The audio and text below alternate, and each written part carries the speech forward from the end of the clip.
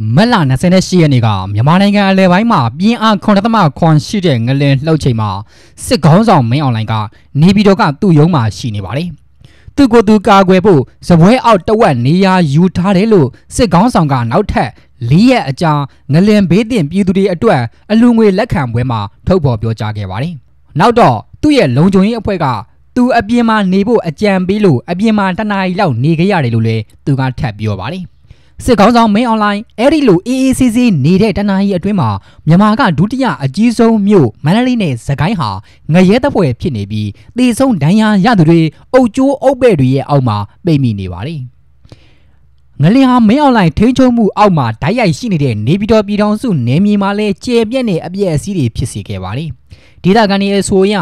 အဆောက်အုံတွေလမ်းတွေတရားတွေဝန်ထမ်းအင်အားတွေဆေးရုံတွေဟိုတယ်တွေဆယ်တွေတိုက်ခန်းတွေနဲ့အခြားအဆောက်အုံတွေပျက်စီးပြီးရာပေါင်းများစွာထိခိုက်ဒေဆုံးတယ်လို့ဆိုပါတယ်။တနိုင်ငံလုံးကဒေဆုံးမှုနှုန်းဆက်လက်မြင့်တက်နေပြီးတနင်္ဂနွေနေ့ညနေအထိ3564ဦးအထိဒေဆုံးသွားခဲ့ပြီဖြစ်ပါတယ်။စစ်ကောင်စီကနေပြည်တော်ကထိခိုက်ပျက်စီးမှုကိုထုတ်ဖော်ပြောဆိုဖို့ကနဦးမှညှင်းဆန်ခဲ့ပေမဲ့အဲ့ဒီနေ့မှာပဲစစ်ကောင်ဆောင်ကလွှတ်တော်ကိုသွားကြည့်ပြီးအပြည့်အစည်းများအကြောင်းကိုဝန်ခံခဲ့ပါတယ်။ငလင်လှုပ်ပြီးတပတ်အကြာတောက်ကြနေမှာတော့နေပြည်တော်မှာတေဆုံးသူ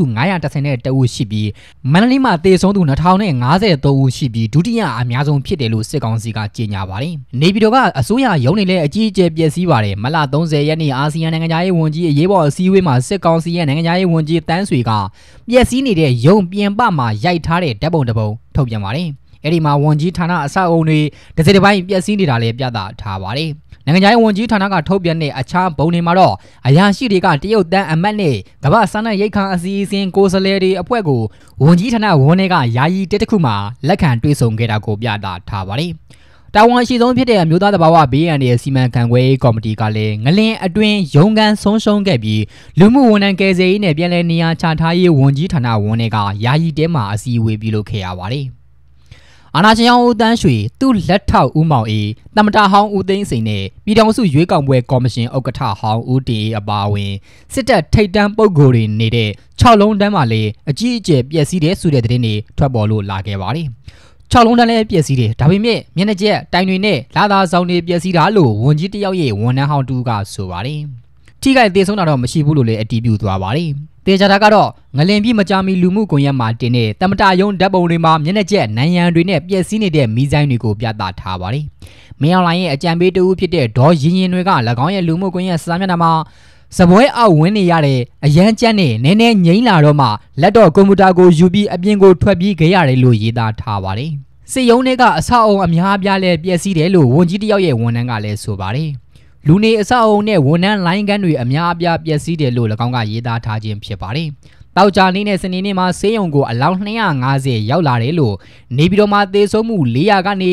900အထိရှိတယ်လို့လည်းသူကခန့်မှန်းထားပါတယ်။လူကုန်တန်းရက်ကွက်တင်မာတောင်စစ်ကောင်စီကထိရောက်တဲ့ကိုကြီးကယ်ဆယ်ရေးမလုပ်နိုင်ပဲဝန်ထမ်းတွေနဲ့မိသားစုတွေဟာခရီးအိမ်ယာနဲ့ဇဘူတိရိမြို့နယ်ကအခြားဝန်ထမ်းအိမ်ယာအပျက်အစီးတွေရဲ့အောက်မှာမြုပ်နေခဲ့ပါတယ်။ပျက်စီးတဲ့နေရာတွေကိုစစ်ကောင်စီအရာရှိတွေလာပေမဲ့ဘာအကူအညီမှမပေးဘူးလို့နေပြည်တော်ကဝန်ထမ်းတူကလည်းဆိုပါတယ်။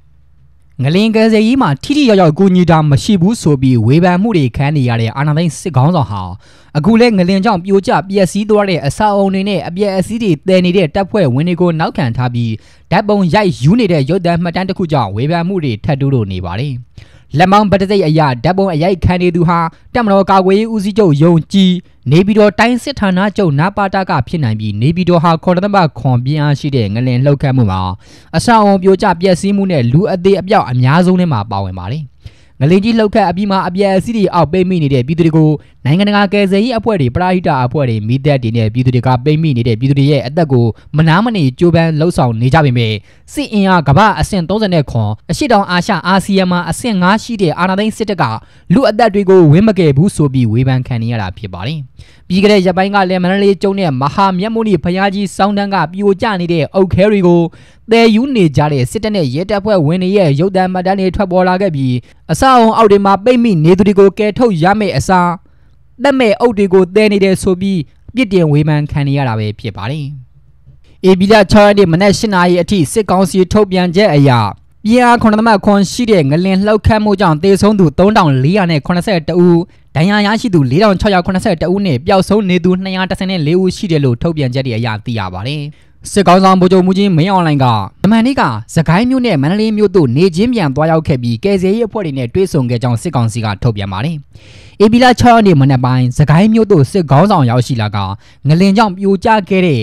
မြက်ကိုပိုင်အထက်တန်းကျောင်းနဲ့အမှတ်1အခြေခံပညာအထက်တန်းကျောင်းတို့တွားရောက်ခဲ့ပြီးကျောင်းဆောင်များအားကျောင်းဖွင့်ချိန်မတိုင်မီစနစ်တကျပြုပြင်ပြည်စည်းကြက်မှတ်ရန်ပြောဆိုခဲ့ပါတယ်။ဒါအပြင်စကိုင်းအင်းဝတရားပြိုကျပျက်စီးမှုကိုလည်းတွားရောက်ကြည့်ရှုခဲ့တယ်လို့ကုညီကယ်ဆယ်ရေးဆောင်ရွက်နေတဲ့မလေးရှားအဖွဲ့ဝင်များနဲ့လည်းတွေ့ဆုံခဲ့ကြောင်းစစ်ကောင်စီကထုတ်ပြန်ချက်တွေအရသိရပါတယ်။ယမန်နေ့မွန်လွယ်ပိုင်းမှာမန္တလေးမဟာမြတ်မုနီဖျားကြီးတို့စစ်ကောင်ဆောင်တွားရောက်ခဲ့တယ်လို့မန္တလေးမြို့မှာရှိတဲ့တရုတ်ကယ်ဆယ်ရေးအဖွဲ့အိန္ဒိယတပ်မတော်စေကူသားရေးအဖွဲ့ဗီလာရုရုရှားကူညီကယ်ဆယ်ရေးအဖွဲ့တို့နဲ့တွေ့ဆုံခဲ့ကြောင်းစစ်ကောင်စီကထုတ်ပြန်ပါတယ်။စစ်ကောင်စီဟာ AB 2ရက်ကနေ AB 22ရက်အထိယာယီအပြည့်အခက်ရက်စဲတယ်လို့ကြေညာတော့လဲ AB 9ရက်နေ့ညပိုင်းမှာရှမ်းပြည်နယ်မြောက်ပိုင်းနောင်ချိုမြို့နောင်လင်းရွာနဲ့နန်းဆောင်ဟူကြီးရွာတို့ကိုလေကြောင်းကနေပေါင်250ဘုံနဲ့3ကြိမ်ကျဲချခဲ့တယ်လို့မြန်မာနေ့နေ့လယ်ပိုင်းမှာလဲမန္တလေးတိုင်းမိုးကုတ်မြို့အနောက်ပိုင်းပင်ကူတောင်အောက်အနီးဘုံနှလုံးကျဲချခဲ့ကြောင်းတအောင်းတပ်တော်ကထုတ်ပြန်ပါတယ်။ထို့သောဘုံကျဲမှုကြောင့်နေအိမ်တချို့ပျက်စီးခဲ့ရကြောင်းဆိုထားပြီး AB 9ရက်နေ့နေ့လယ်ပိုင်းမှာ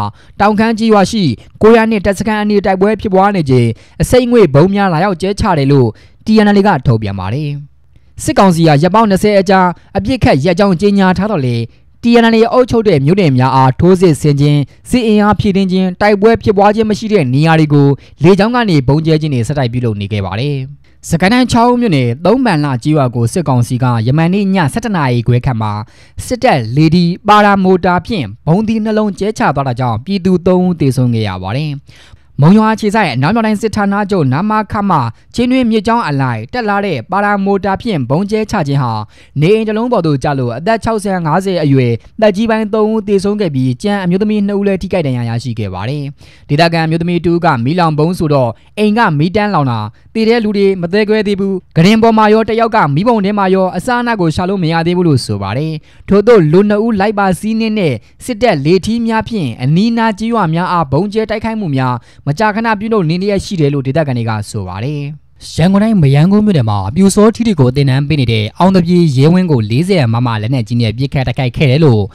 ရန်ကုန်အာမီ YA တပ်ဖွဲ့တာဝန်ရှိသူကဆိုပါတယ်။ AB 9ရက်နေ့ည7:35မိနစ်အချိန်ရန်ကုန်တိုင်းမယန်းကုန်းမြို့နယ်မှာရှိတဲ့ပြူစောထီတွေကိုတင်နန်းပေးနေလျက်ရှိတဲ့အကြမ်းဖက်စစ်ကောင်စီရဲ့လက်အောက်ခံရဲတပ်ဖွဲ့ရဲ့အောင်တပြေရဲဝင်းအတွင်းသို့လက်နက်ကြီး40မမနှလုံးဖြင့်ပစ်ခတ်တိုက်ခိုက်ခဲ့တာလို့သိရပါတယ်။မယန်းကုန်းမြို့နယ်အမှတ်3ရပ်ကွက်မှာနေထိုင်တဲ့ပြည်သူတို့ရဲ့ပြောဆိုချက်တွေအရ AB 9ရက်နေ့ည7:00နာရီဝန်းကျင်အချိန်လောက်မှာအောင်တပြေရဲဝန်းဘက်မှာပောက်ကွဲတဲ့ချက်ကြားရတယ်လို့လည်းသိရပါတယ်။9ရက်နေ့ကပောက်ကွဲမှုဖြစ်တာကအတွင်းမှာထိခိုက်မှုရှိတယ်လို့သိရတယ်။ဘယ်သူတွေထိခိုက်တယ်တော့သေချာမသိသေးဘူး။ကျွန်တော်တို့နဲ့အောင်တပြေရဲဝင်းကလမ်းတကြောတဲ့ဆိုတော့ပြန်သိရတယ်လို့မယန်းကုန်းမြို့နယ်အမှတ်3ရပ်ကွက်ကပြည်သူ2ကဆိုပါတယ်။ရန်ကုန်အာမီတပ်ဖွဲ့ကတော့ရန်ကုန်မြို့မှာစစ်ရေးပြစ်မှတ်တွေကိုထပ်မံတိုက်ခိုက်သွားမှာဖြစ်ပြီးအကြမ်းဖက်စစ်အာဏာရှင်မပြုတ်မချင်းဆက်လက်တိုက်ပွဲဝင်သွားမယ်လို့ထုတ်ပြန်ကြေညာသွားပါတယ်။